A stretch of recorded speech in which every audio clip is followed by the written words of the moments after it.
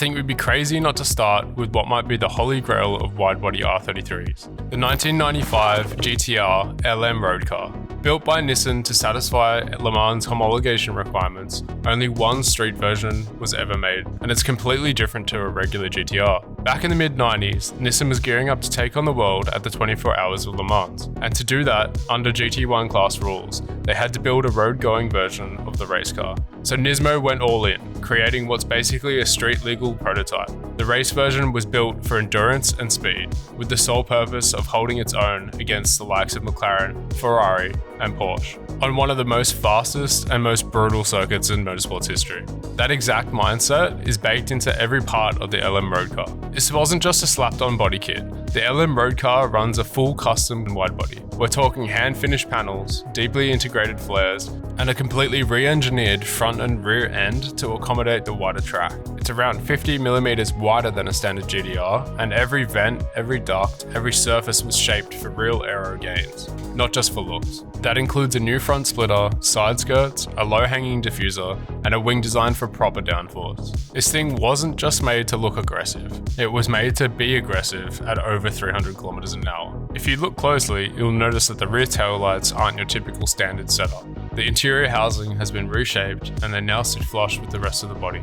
The bonnet is vented with integrated cooling channels that hint at what's lurking underneath. On the front bar, it's completely unique. It's longer, flatter, and sharper than the V-specs, designed to cut through the air rather than push it aside. Even small details like the indicators and fog light placements were changed for performance and packaging reasons. Despite all the changes, the wider track, carbon panels, and added aero, the LM road car is said to weigh about the same as a standard GTR. But the big difference is how it handles that weight. The stability at high speeds is on another level. With the lower ride height, stiffer chassis, and a balanced aero setup, the car stays planted even at 250 plus kilometers an hour. That was the goal. Build a car that could survive the Mulsanne Straight without lifting.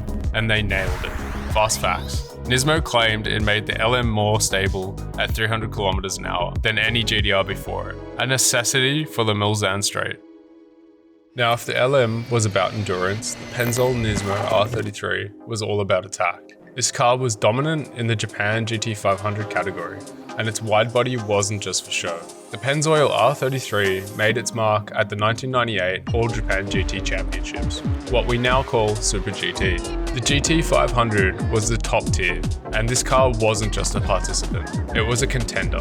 It battled head-to-head with some of the most hardcore machines of the time, Supras, NSXs, and the best from Honda and Toyota. It didn't just carry the Skyline name, it pushed it to new heights in motorsports. This wasn't a factory GTR with some race bits. Nismo engineered the Pennzoil R33 from the ground up. The bodywork was reimagined for performance. The vented fenders weren't there to look cool, they were built to extract the heat from the brakes and reduce pressure inside the wheel wells. The front lip sat low to increase downforce, while the rear wing was tall, functional, and fully adjustable. Every piece of aero was race-proven and refined for maximum grip and minimum drag on Japan's top circuits. To stay competitive, Nismo had to get serious about weight. Most of the body panels were replaced with lightweight carbon fiber or Kevlar, depending on the area and what they were trying to balance between rigidity and weight savings. The end result was a car that looked brutal, but was actually leaner and more efficient than its silhouette suggested.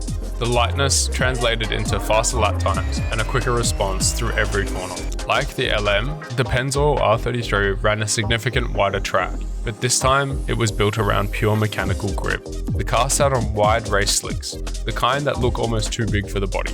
That meant better lateral stability, more confidence under braking, and cornering speeds that would make a street GTR feel like a commuter car. The wider fenders weren't just an aesthetic, they were necessary to house the serious hardware underneath. Fast facts. The front arches were vented to relieve high-speed air pressure and direct cooling to the brakes, a feature that many street widebody kits try to replicate today for aesthetics. Fast forward to today, and street-tuned widebody kits have reached a whole new level. None more insane than the full carbon widebody kit created by Garage Active for their R33 GTR. Garage Active built this car with a rare mindset. It had to be aggressive enough for time attack, but still drivable on the streets. That's a tough line to walk. Most widebody kits either lean hard into motorsports or they're built to cruise to meets. This one definitely does both. It's low, wide, sharp, follows the true body lines, but you can still take it on the road without scraping every driveway, unless you live in Sydney. It's a functional piece of art that respects both form and function. There's carbon and then there's dry carbon.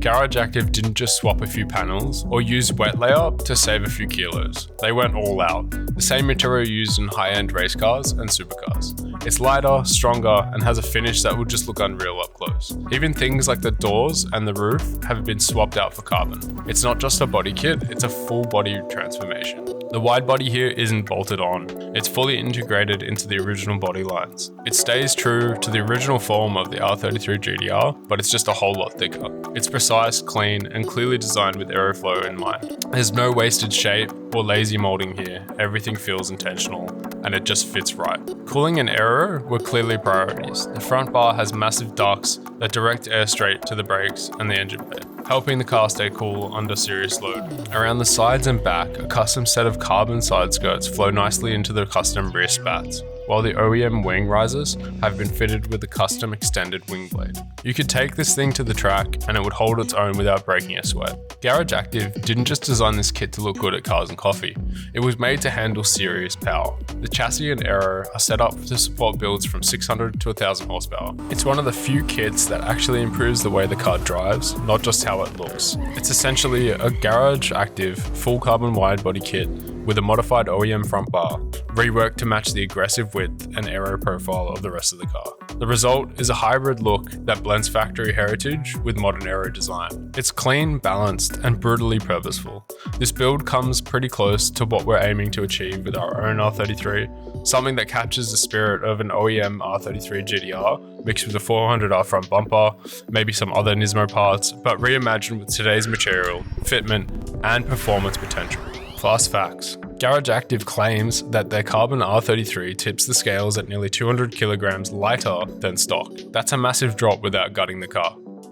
Of course, it's not all race cars and full carbon. The aftermarket scene has given birth to some wild interpretations over the years. Let's break down a few that stand out to me. This one's hard to ignore. The Abflug kit is one of the most aggressive and polarizing designs ever made for the R33. It pushes the styling into extreme territory. Huge sculpted rear arches, vented everything, and side skirts that look like they belong on a concept car from early 2000. It's loud, unapologetic, and heavily inspired by the wild era of Japan tuner culture, where more was more. Some people love it, others think it's too far.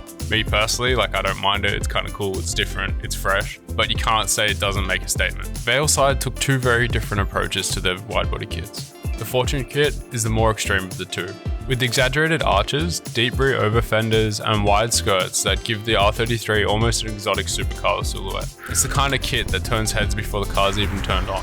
Fast facts. A lot of these kits started off as one-offs for demo cars, then turned into production molds after people saw them in option videos or at Tokyo Auto Salon. So what can we take from all of these kits and apply to a custom widebody R33 that we're going to design today? If there's one thing the LM, Pennzoil, and Garage Active cars all have in common, it's that nothing was added for looks alone. Every vent, duct, and flare was designed with airflow in mind. Whether it's pulling heat from brakes or reducing pressure under the arches, good aero has a job to do. So when designing a custom widebody, the priority has to be function, making sure every line or opening improves performance, not just appearance. If it looks fast but adds drag or heat soak, it's a step backwards. Going wide isn't just about fitment. Widening the front or rear independently can throw off the car's natural balance. If the rear is too wide, you risk understeer. Too much from the front and it gets twitchy. The best builds consider suspension geometry, track width, and tyre setup all together. The goal is harmony, something that feels planted and predictable when pushed hard. Wide for the sake of wide isn't enough. You've got options when it comes to materials: fiberglass, wet carbon, dry carbon, even Kevlar blends. But whatever you choose, two things matter most: fitment and rigidity. A poorly molded kit, even if it's carbon, can flex at speed, rattle, or require a ton of work to line up. Sometimes a well-made fiberglass kit with proper reinforcements is better than cheap carbon that doesn't fit well. It's not just about weight, it's about how the car feels and holds together when it matters, going fast. Last but not least, it comes down to identity. Do you want something that feels like an evolution of Nissan's original vision, like the LM or a 400R Tribute, or are you going full wild, with sharp angles and exaggerated flares like Veilside or Abflug? There's no wrong answer, but committing to a direction helps everything else fall into place. The aero, the stance, the way you set up your engine bay and interior. A great widebody tells a story, and that story should be clear from the moment that it rolls into frame. For my build, I want something that blends track aggression with clean street performance, but also stays true to the original form of the 400R front bumper.